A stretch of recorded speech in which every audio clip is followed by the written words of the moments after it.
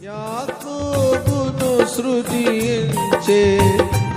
ఇశ్రాయేలుకు రూపునిచ్చే నీకు తోడైయుందును భయపడకు మని పలికే పేరు పెట్టి పిలచి నా సొత్తు నీవనెను పేరు పెట్టి పిలచి నా సొత్తు నీవనెను నా సొత్తు నీవనెను స్తుతించు స్తుతించు ప్రభు యేసునే స్తుతించు